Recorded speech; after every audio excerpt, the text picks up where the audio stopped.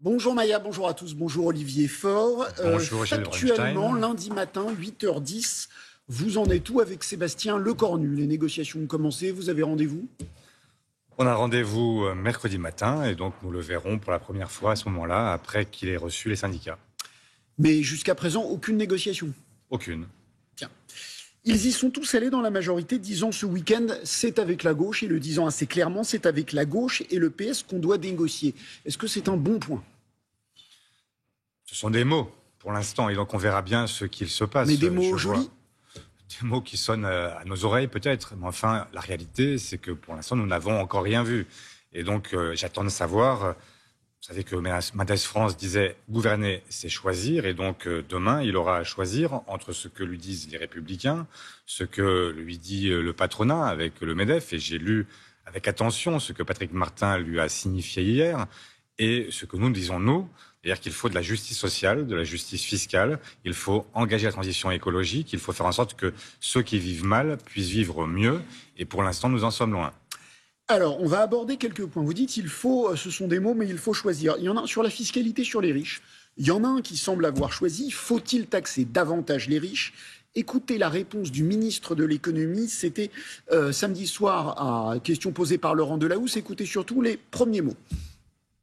Bien sûr, puisque quelle est la situation? Nous allons demander à tous les Français un effort, effort dont nous souhaitons qu'il soit bien réparti et soutenable. D'ailleurs, les dépenses publiques vont continuer malgré tout à augmenter l'année prochaine. Mais cet effort, il doit être plus important pour les plus favorisés d'entre nous. C'est une évidence. Simplement, nous voulons protéger le patrimoine professionnel. Parce que c'est le patrimoine professionnel qui permet de créer des emplois, qui permet de créer de la croissance. Alors, vous avez entendu la réponse. Faut-il taxer davantage les riches? Bien sûr. Donc, ça semble acquis. Mais en enlevant le patrimoine professionnel. Est-ce que c'est un deal qui pourrait vous convenir? Non. Non. Non. Non, parce que quand vous parlez de patrimoine professionnel, pour vous, vous pensez à la machine-outil, vous pensez au tracteur, vous pensez au métier à tisser. Pas du tout. En fait, là, on parle d'action, en réalité.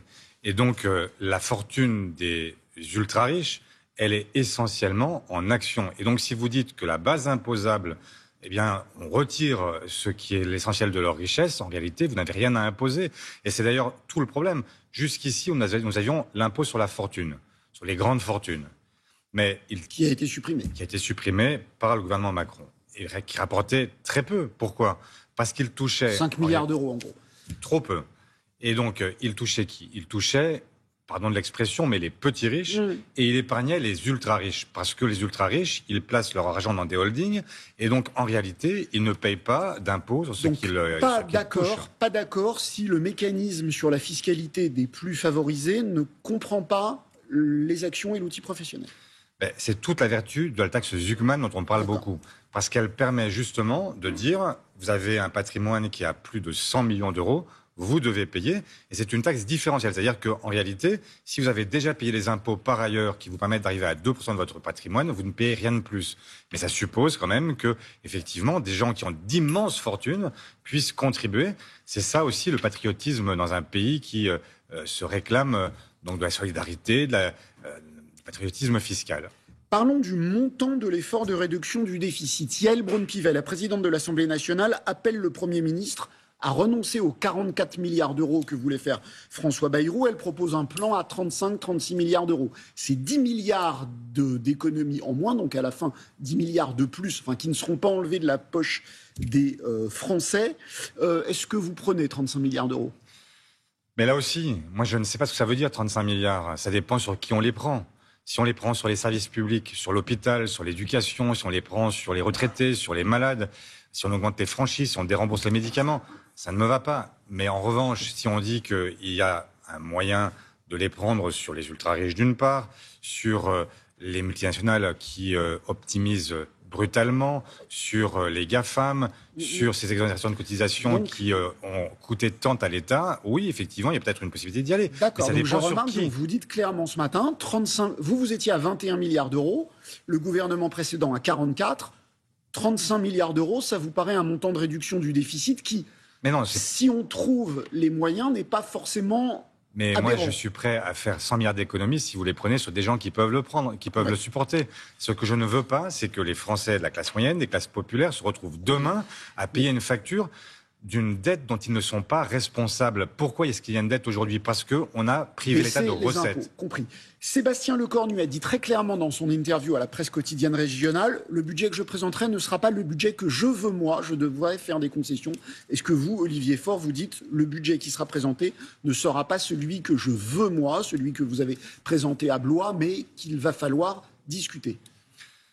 Moi, je suis favorable à l'idée qu'effectivement, chacun comprenne que dans ce Parlement, il n'y a pas de majorité absolue, ni pour la droite, ni pour la gauche. Et donc, ça suppose à un moment... de ça est-elle de dire ça ne sera pas mon budget. Ça suppose à un moment que chacun comprenne que ce ne sera le budget de personne, ce sera le budget qui sera discuté au Parlement et qui permettra à un moment de trouver ce qui peut permettre de faire accord entre nous, si accord il y a. Samedi, vous étiez à la fête de l'UMA et ça s'est passé comme ça. J'aimerais comprendre quelles sont les raisons qui vous poussent à me lever alors que je n'ai pas encore parlé. Qui ici? Fête de la gauche pendant laquelle vous avez été sifflé. Le groupe, comment dirais-je, le groupe vit bien, comme on dit au football. Oui, il vit bien. En fait, il vit pas très bien. Mais il y a de la confrontation et c'est normal. Moi, vous avez été sifflé à la fête de l'UMA. J'étais applaudi à la fin, ce qui prouve que, en fait, quand on se parle, quand on s'écoute 2 secondes, à la fin, ça se passe bien. Et donc, je remarque que j'ai commencé en étant hué, j'ai fini par être applaudi. Pour ceux qui étaient d'autres camarades, ça s'est passé exactement à l'inverse. Vous parlez des Insoumis et d'Adrien. Je parle des Insoumis. Voilà. Donc, ce que je veux dire là, c'est que chacun, évidemment, quand on se limite à des slogans, quand on se limite à des rumeurs, quand on laisse penser que j'aurais pu dire, par exemple, que je gouvernerais avec les macronistes, je comprends qu'il y a des gens que ça soulève. Mais simplement, quand on leur explique que ça n'a jamais été le cas et que, y compris toutes les fake news qui sont en permanence répandues sur les réseaux sociaux ne correspondent à rien, effectivement, ça se passe mieux. Dernière question-réponse rapide, s'il vous plaît. Jeudi, mouvement de grève interprofessionnel. Souhaitez-vous jeudi une France à l'arrêt?